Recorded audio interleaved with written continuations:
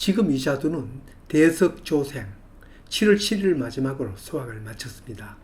조생종이지만 올해는 적과를 열심히 하여 어떤 것은 복숭아 많은 것도 수확을 하였습니다. 가장 다행스러운 일은 성목 두 그루에 열린 그 많은 자두 어느 한 개도 벌레를 먹거나 병든 것 하나 없는 것입니다. 마지막 농약을 친 것이 5월 11일 포자 비산 방제를 한 것인데 거의 2달 동안 본격적인 과일 비대기는 농약 안 치고 수확하였다는 점입니다. 이보다 더 희망적인 점은 재작년까지만 해도 자두 주머니병과 세균성 고문병으로 성한 잎이 없었고 작년에도 그런 것이 많았는데 올해는 거의 멀쩡한 점입니다. 그렇다고 구멍 하나 없이 어린애를 물처럼 깨끗하지는 않죠. 그래도 아직까지 병증을 찾을 수 없는 점이 희망적입니다. 사실 과수 농사는 정작 과일보다 잎이 더 중요합니다. 자두를 모두 수확한 이 시점이 끝이라고 생각하기보다 시작이란 생각을 하고 있습니다. 지금 해야 하는 일이 내내 꽃피고 열매 열릴 결과지가 햇빛을 잘 받아 꽃눈이 잘 오고 또 발달시켜야 하고 또 한편으로는 이 나무에 병과 해충이 오지 않도록 하며 혹시 남아있는 것이라도 개체수를 줄여서 월동에 들어가야 한다는 점입니다.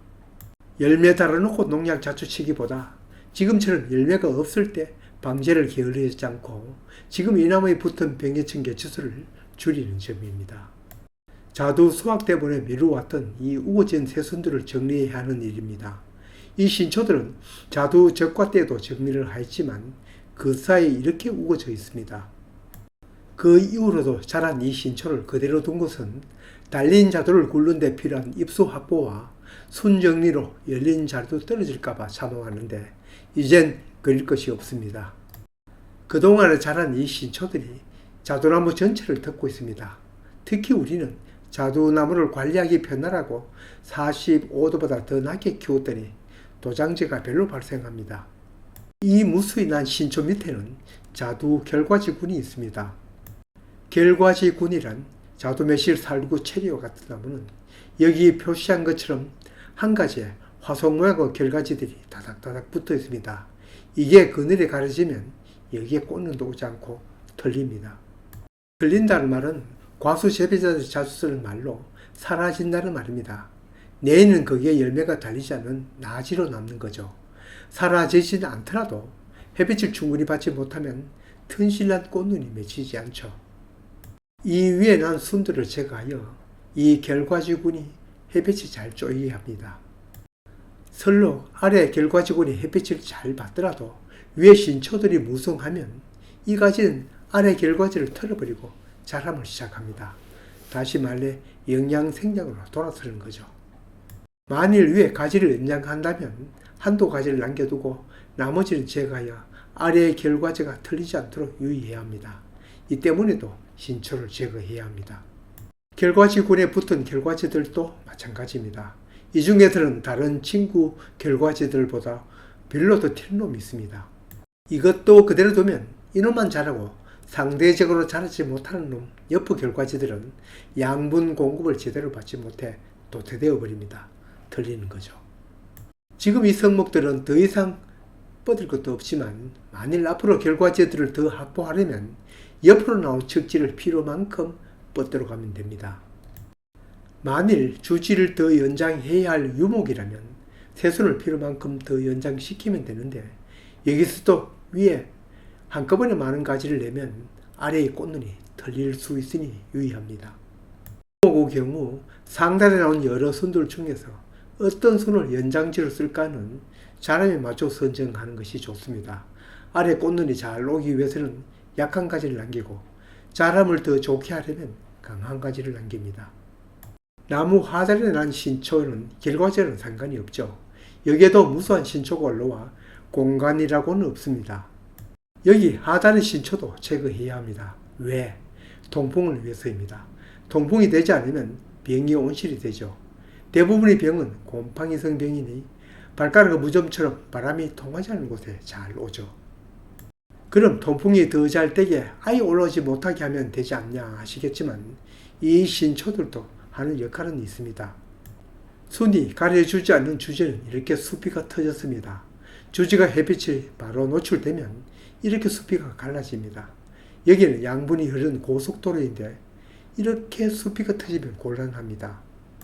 그래도 너무 우거진 것은 통풍도 잘 안되고 약을 쳐도 약이 깊이 안쪽까지 가지 않으면 방제 효과가 없으니 시원스레 이발하듯 잘라냅니다.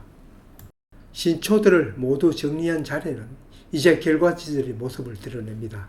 지금이 7월 중순, 아직도 신초의 자람은 계속됩니다. 특히 우리는 낮게 벌려 키우니 다른 것보다 도장지가 무수히 올라옵니다. 자두의 꽃눈 형성 시기는 보통 7, 8월로 알고 있습니다. 이제 햇빛을 받아 꽃눈이 형성되고 튼실하게 자랄 것입니다. 옛날에 이걸 몰라 그대로 두었더니 다음에 몇 곳에서만 자두가 열리더군요. 남은 작업은 틈날 때마다 병충 예방제입니다. 이렇게 무성한 신초들을 정리한 후에 해야 방제 효과가 더 좋은 건 당연합니다. 여름 및 가을 방제는 꼭 며칠 만에 한 번은 없습니다. 새로 병충해가 올 수도 있고 지금까지 잠잠했던 있었던 병충해가 다시 발현할 수도 있습니다.